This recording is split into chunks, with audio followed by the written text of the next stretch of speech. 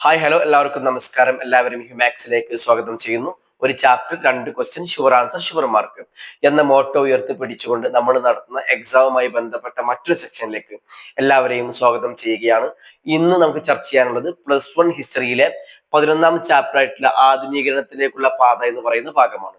ഇതിൽ പ്രത്യേകിച്ചും രണ്ട് രാജ്യങ്ങൾ എങ്ങനെയാണ് ആധുനികവൽക്കരണത്തിലേക്ക് രാജ്യം എത്തിയത് എന്നൊക്കെ പറയുന്നതാണ്. ആ രണ്ട് രാജ്യം, ഒന്ന് ചൈനയും മറ്റൊന്ന് ജപ്പാനുമാണ്. നമ്മൾ അതിന്റെ അധിക ചരിത്രത്തിലേക്കൊന്നും പോകുന്നില്ല. പ്രധാനമായും ഇതിൽ എക്സാമിന് വരുന്ന ഭാഗം ഒന്ന് മൈജി പുനഃസ്ഥാപനമാണ്, മറ്റൊന്ന് ചൈനയിലെ ലോങ് മാർച്ചാണ്.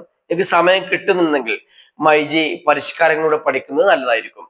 ഇനി മൈജി പുനഃസ്ഥാപനത്തെ കുറിച്ച് പറയുമ്പോൾ ബാഹ്യ ലോകത്തിൽ നിന്ന് ഏറെക്കുറെ ഒറ്റപ്പെട്ട രാജ്യമായിരുന്നു ജപ്പാൻ. പാശ്ചാത്യ രാജ്യങ്ങളുടെ കോളനിവൽക്കരണത്തിൽ നിന്ന് രക്ഷപ്പെട്ട ഏക രാജ്യവും ജപ്പാനായിരുന്നു. ആ കാലത്ത് ജപ്പാനുമായി കച്ചവട ബന്ധം പുലർത്തിയിരുന്ന ഒരേ ഒരു പാശ്ചാത്യ രാജ്യം അത് ഹോളണ്ട് ആയിരുന്നു.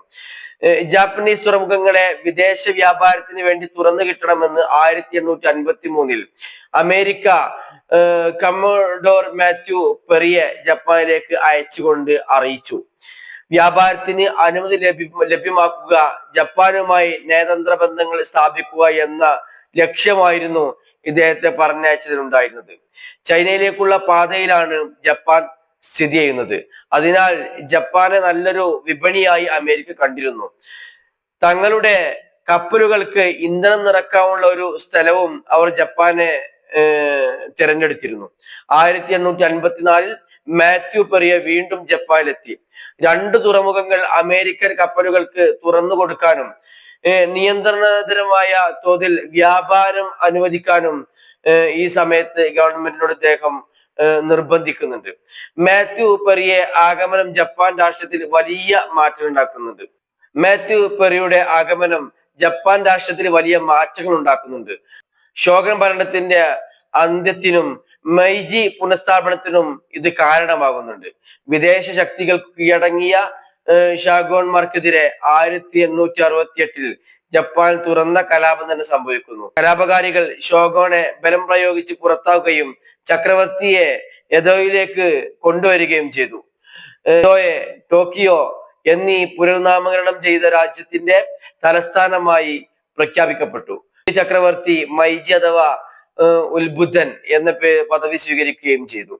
1868 ഈ വിപ്ലവം മൈജി പുനഃസ്ഥാപനം എന്ന പേരിൽ അറിയപ്പെടുന്നു. ഇത് ഈ ചാപ്റ്റർ വളരെ ഇമ്പോർട്ടന്റ് ആയിട്ടുള്ള ഒരു ഭാഗമാണ്, നിർബന്ധമായിട്ടും പഠിക്കുക. ഇനി ഈ ചാപ്റ്ററുമായി ബന്ധപ്പെട്ട് മറ്റൊരു ഭാഗം ചൈനയിലെ ലോങ് മാർച്ച് ആണ്. എപ്പോഴും ക്വസ്റ്റ്യൻ ആയിട്ട് വന്നിരുന്ന ഒരു ഭാഗമാണ്. കുമിന്താങ് ആക്രമണത്തിൽ നിന്നും രക്ഷപ്പെടാൻ മാവോയും കൂട്ടരും 1928 മുതൽ 1934 വരെ ജിയാങ്സി മലനിരകളിൽ താമസിച്ചിരുന്നു. അവിടെ അദ്ദേഹം ഒരു സോവിയറ്റ് കർഷക സമിതി രൂപീകരിച്ചു. ഭൂമി കണ്ടുകെട്ടുകയും പുനർവിതരണം ചെയ്യുകയും കൗൺസിലിനെ ഒറ്റക്കെട്ടായി അദ്ദേഹം നിലനിർത്തുകയും ചെയ്തു. 1934 കുമിന്താങ്ങളുടെ ആക്രമണങ്ങളിൽ നിന്ന് രക്ഷപ്പെടാനായി മാവോയും കൂട്ടരും തങ്ങളുടെ ആസ്ഥാനം ഉപേക്ഷിച്ച് പുതിയൊരു താവളം തേടി പുറപ്പെട്ടു.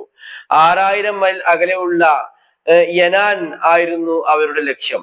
ചൈനീസ് ചരിത്രത്തിലെ ഇതിഹാസമായി മാറിയ ഈ സംഭവം ലോങ് മാർച്ച് എന്ന പേരിൽ അറിയപ്പെടുന്നു. പുതിയ താവളത്തിൽ യനാൻ എത്തിച്ചേർന്ന കമ്മ്യൂണിസ്റ്റുകൾ അവരുടെ പരിപാടികൾ വികസിപ്പിച്ചു. യുദ്ധപ്രഭുക്കന്മാരെ അമർച്ച ചെയ്തു. ഭൂപരിഷ്കരണ നയങ്ങൾ കൊണ്ടുവന്നു. വിദേശ സാമ്രാജ്യത്തിനെതിരെ പൊരുതി. കരുത്തുറ്റ സാമൂഹ്യ അടിത്തറ ഉണ്ടാക്കാൻ വേണ്ടിയിട്ടുള്ള എല്ലാ ഭാഗങ്ങളും തുറന്നു കൊടുത്തു. ഇതെല്ലാമായിരുന്നു ലോങ് മാർച്ചുമായി ബന്ധപ്പെട്ട് പറയാനുള്ള മറ്റൊരു ഭാഗം. ഇത് ചൈനയിലെ ചരിത്രവുമായി ബന്ധപ്പെട്ടതാണ്. ഫസ്റ്റ് പറഞ്ഞ മൈജിയുടെ പരിഷ്കാരങ്ങൾ, മൈജിയുടെ സ്ഥാനാരോഹണം, അത് ജപ്പാനുമായി ബന്ധപ്പെട്ടതാണ്.